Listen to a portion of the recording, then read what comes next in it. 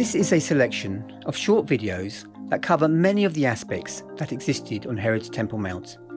It's quite long, so do check out the menu in the details and jump to the part that interests you.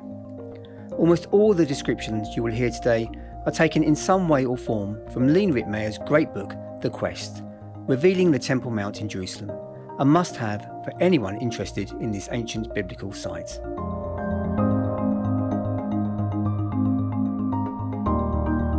On the southern end of the western wall of Herod's Temple Mount is Robinson's Arch, named after the American explorer Edward Robinson, who identified the skew back of an arch in 1838.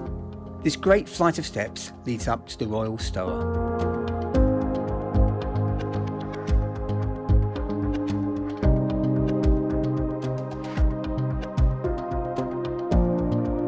Warren's Gate, named after Sir Charles Warren, is the most northern gate on the western side of the Temple Mount and is mentioned by Josephus.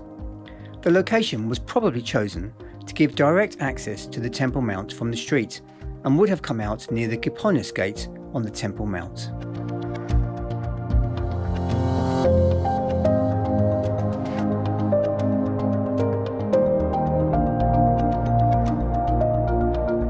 Berkeley's Gate, named after Dr. James T. Berkeley, is the most southern gate on the western side of the Temple Mount and would have come out nearer the south, close to Robinson's Arch entrance and the Royal Stoa.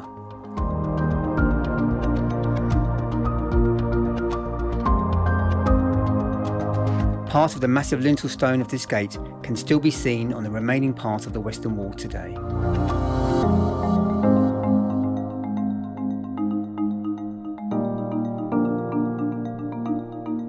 Wilson's Arch, named after Charles Wilson, a British engineer in the mid-19th century who was the first person to explore the arch in modern history.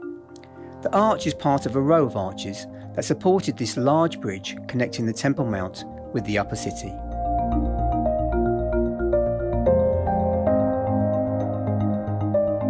The Kipponus Gate is believed to have been situated directly after the entrance from Wilson's Arch onto the Temple Mount, supposedly named after Kipponius, the first Roman procurator of Judea.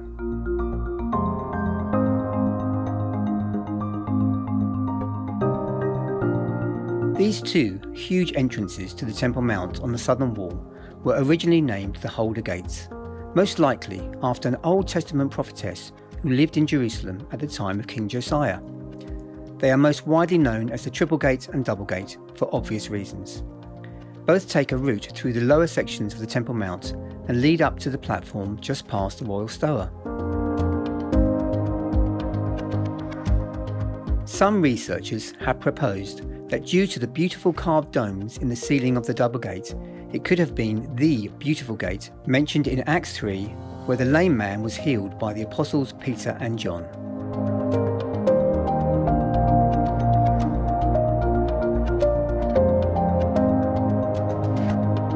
In between the staircases leading up to the two southern gates were situated two buildings.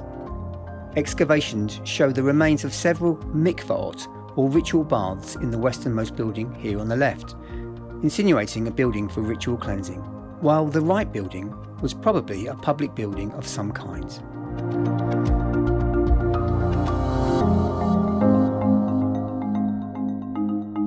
The large eastern gate, also known as the Shushan Gate, is believed to be the gate through which the red heifer was led out to the Mount of Olives to be burnt.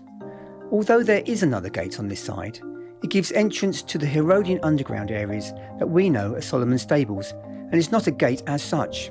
Also, according to the Mishnah, there was only one gate in the eastern wall. Today, the now blocked Golden Gate is located just above the ruins of this once large eastern entrance to the Temple Mount.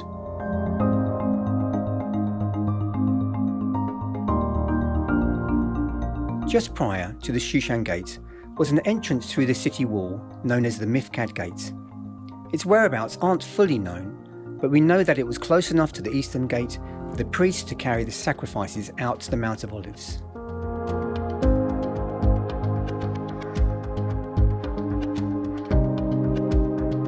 Very little archaeological evidence exists in regards to the most northern wall of the Temple Mount. It is only from the accounts of Josephus that we know that a gate even existed. Logically, it can only have been situated between the Antonia fortress and the Pool of Israel.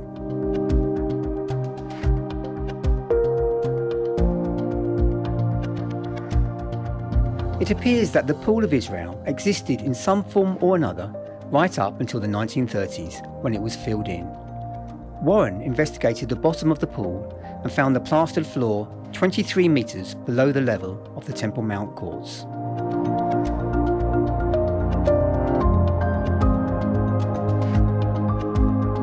Built on the quarried out remains of the bedrock hill to the north of the Temple Mount stands the Antonia Fortress, built by Herod and supposedly named after his friend Mark Antony. With its large bedrock foundation and high protective walls, the fortress was almost unassailable. Used as a military headquarters and barracks to protect the Temple Mount, some believe that the Antonia Fortress was the site where Jesus was tried for high treason, while others believe that he was held in the Praetorial, a part of Herod's palace in the west of the city.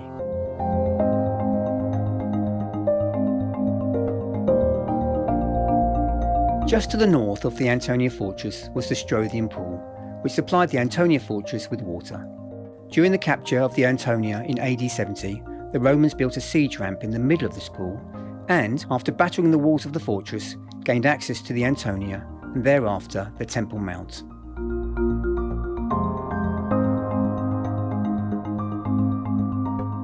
In accordance with the Mosaic commands of Deuteronomy 22:8, parapets were built along the edges of the roofs to prevent people falling. During the excavations of the Temple Mount, a large corner parapet stone was found lying on its side. The stone was evidently a parapet stone, but what made it unique was that a large niche was cut out of the inner slope on its southern side. Above this niche was the inscription in Hebrew, which read, Lebet Hadkia Lahak. The first two words, Lebet Hadkia, mean to the place of trumpeting, but the last Hebrew word is incomplete. Scholars have suggested completing the inscription with Lehekal, meaning to the temple, Lahakon, meaning for the priest, or Lahakris, meaning announce. The last suggestion would make the inscription read, to the place of trumpeting to announce, which was the most widely supported. This fallen stone would most likely originally have been situated on the southwestern corner of the parapet of the roof of the royal stoa. From this elevated position, a trumpet call could be heard all over the city.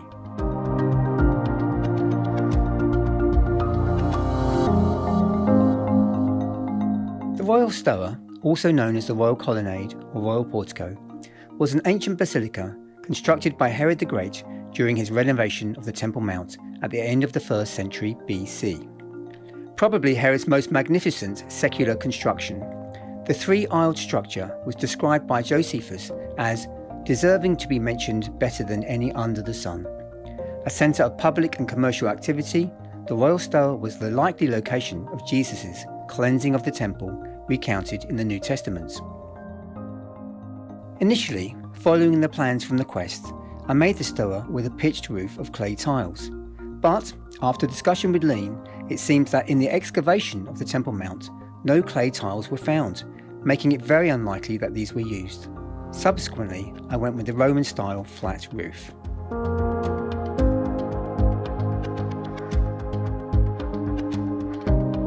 Below the platform, at the southeast part of the Temple Mount, are huge underground vaults that are mistakenly called Solomon's Stables.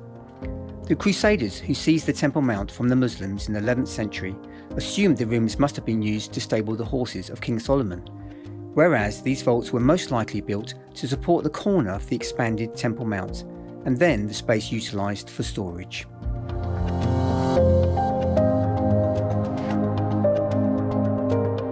Just outside the main buildings that surround the temple, on the large platform, was a balustrade or railing called the Soreg in Hebrew.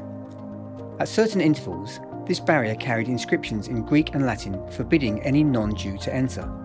The text on the inscription reads, "No Gentile might enter within the railing around the sanctuary and within the enclosure.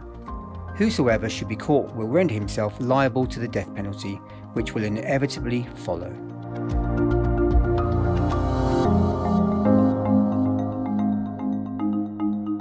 The hell, or terrace, could be reached by climbing these 12 steps. It was considered to be holy ground and has been suggested that this was the place where Jesus sat at the age of 12, listening to the teachers and asking questions.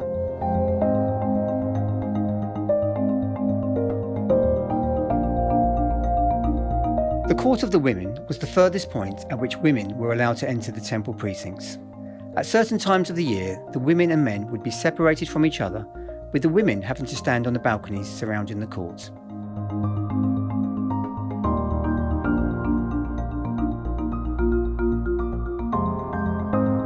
Fragments of floor tiles from the Herodian period have been found and reassembled to reveal what would most likely have been the style and pattern of the tiles that were laid beneath the porticos in the Court of the Women.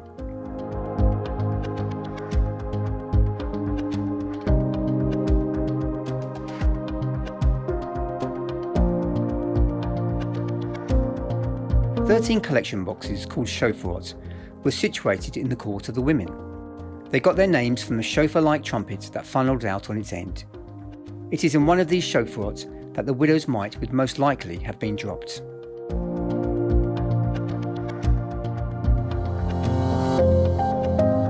Another notable feature in the Court of the Women is the presence of the 4 massive lampstands. At just over 26 metres high, the priests would need to scale the ladders to pour the oil needed to light these menorot, or lamps.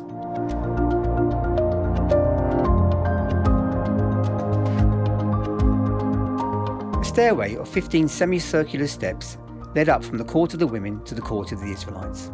On these steps, the Levites would have sung the 15 Psalms of Ascents, which are Psalms 120 to 134.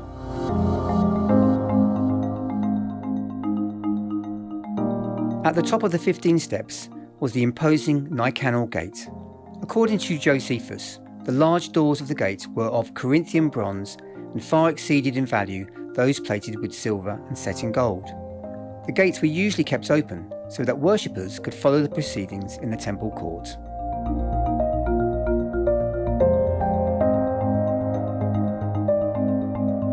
Once through the Nicanor Gate, through the Court of the Israelites and up the steps of the Duchan, we enter the temple court, where we find the altar, the laver, and the place of slaughter. The altar was made of unhewn stones as stipulated in Exodus 20:25, and, like the original altar of burnt sacrifice built in the wilderness, was used for animal sacrifices and burnt offerings. Before the priests carried out their duties, they had to wash their hands and feet in the water from the brass laver. To wash himself, a serving priest would stand below one of the 12 faucets of the laver and let the water run over his hands and feet while laying the right hand on the right foot and the left hand on the left foot. Finally, there was the place of slaughter, where all of the animals were brought and then slaughtered. No animal was killed until the great gate leading to the sanctuary itself was opened. Hearing the noise made by the door, the designated priest would begin the sacrificial process.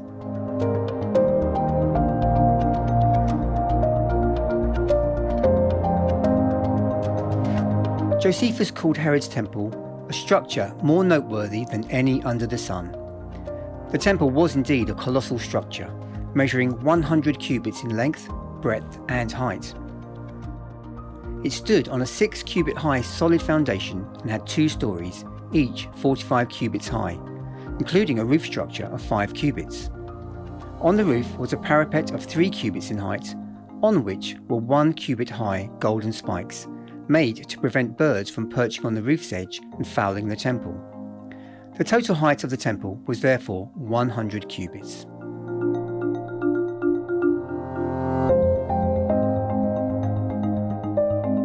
Climbing the 12 steps, we enter into the porch or ulam, where we see the golden vine with grape clusters trained over 4 posts or pillars. The vine was quite famous, and free will offerings were made in the form of a golden leaf, berry or cluster, which the priest would attach to this vine. When Jesus depicted himself as the true vine, he was likely contrasting himself with this artificial vine, one producing fruit in the form of worldly praise, pride and temporary status, the other in the form of spiritual fruit and eternal life. We can see above the doors 4 windows bringing a little light into the sanctuary, each window adorned with a golden crown in accordance with scriptures in Zechariah 6:14.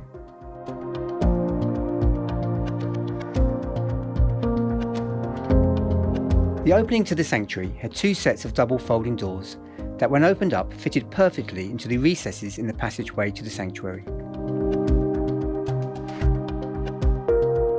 Once inside, we can see the menorah or lampstand on the south side of the sanctuary,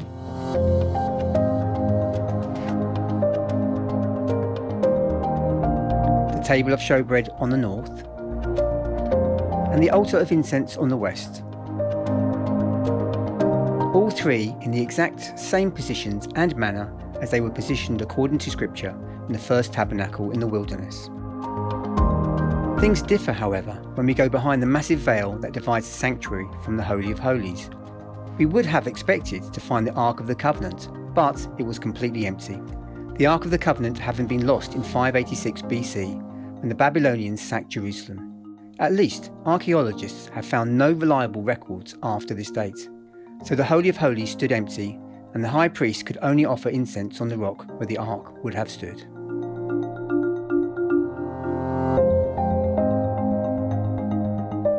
Around the sanctuary itself was a network of 38 cells built in 3 stories. These would have been used for storage and repositories of vessels and supplies for the temple ritual. There is another passageway leading to a staircase called the Messibah that itself led up to the first roofed section. Going around the roof to the south, there is another entrance which leads to the upper chamber. Here we can see access holes in the floor above the Holy of Holies, which would have allowed men to be lowered down for cleaning or repairing. Finally, there is mention of 2 slanting beams which somehow allowed access to the roof, but there is no information beyond that. As the height to the roof was quite far, I made the executive decision to make a wooden scaffold with ladders which could be assembled and disassembled when needed. From here at the top of the temple, one could see over almost all of Jerusalem and the surrounding countryside.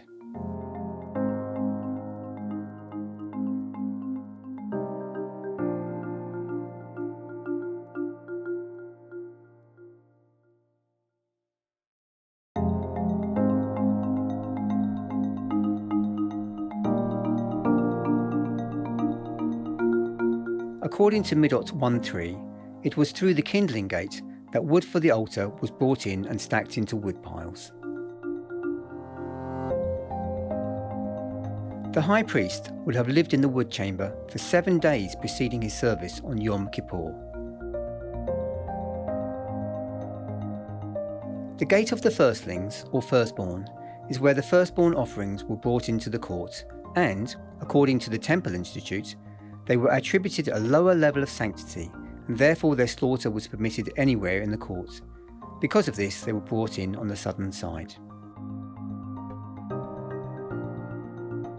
In the Gola chamber was a water wheel to draw water from the Gola cistern situated below. From this chamber, water was supplied to the entire court. The water gate is the easternmost gate. Through this gate, a flask of water from the Shiloach spring was brought up to the temple to be used for the water libation, which took place on the festival of Sukkot.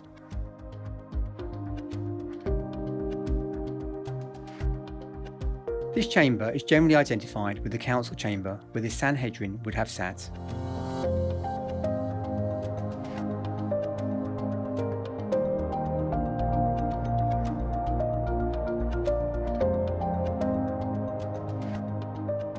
This gate could also have been called the Gate of Song, and it was the gate through which the Levites and the musicians entered to reach the platform.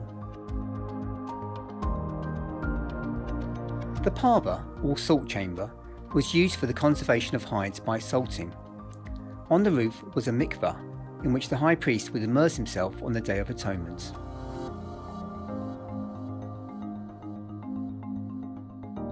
Through the gate of offering were brought the offerings of the highest level of sanctity. In the rinsing chamber, the intestines of the sacrificial animals were rinsed. The gate of Jeconiah was the westernmost gate of the northern gates, named after King Jeconiah, who exited through this gate en route to the Babylonian exile at the end of the First Temple period. The chamber of the hearth had 4 side rooms. The northeastern room had steps leading down to underground washing baths for the priests, known as a mikveh. A second was used for housing the animals that were to be offered on the altar, a third for storing the showbread, and a final one for the previous altar stones that were defiled by Antiochus IV Epiphanes when he profaned the temple by erecting idols and sacrificing animals to Zeus.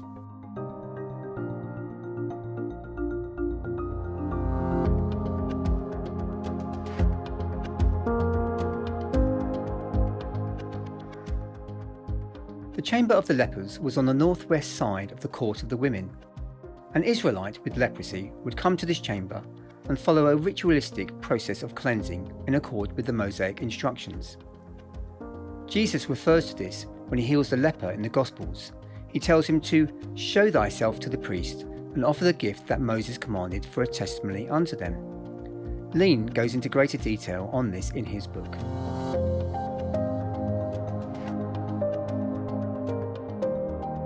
The northern gate gave access to the court of the women from the north.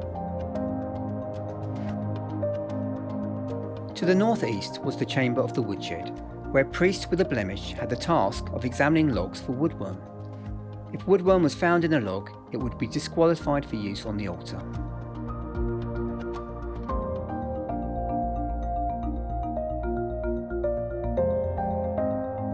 The eastern gate gave access to the court of the women from the east.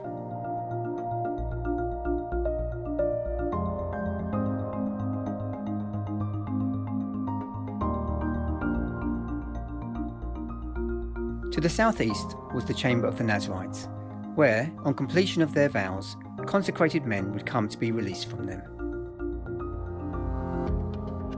The southern gate gave access to the court of the women from the south. The fourth chamber on the southwest was called the chamber of the house of oil, where oil and wine were stored. So I hope you enjoyed your very long walkthrough of the Temple Mount today. I have literally scraped the surface of the details of Herod's Temple Mount, and if you are interested to know more, I highly recommend Lean Ritmeyer's wonderful book, The Quest, revealing the Temple Mount in Jerusalem, where he covers the history of this ancient biblical landmark. As I learned about all these chambers and places on the Temple Mount, I found myself imagining what Jesus and his disciples would have been surrounded by: the comings and goings of priests and the rigid rituals surrounding the temple service. This was the backdrop for the revelation of the real temple of God, the Messiah, Jesus Christ, the one who would transform worship from the head to the heart, from the physical location of Jerusalem to that of spirit and truth. So next time you visit Jerusalem and see all the existing parts of this ancient site, remember that it once was a very real place, that the Bible narrative is a very real history, and that Jesus was a very real person with very good news. Thanks for taking the time to listen. Hopefully I will be back with another Bible scene before too long. If you want to see more, please consider supporting me and this vision to produce Bible scenes that can be used free of charge for the whole world to see. So, from me, Jeremy, signing off until next time, may God's blessings be upon you all. Shalom.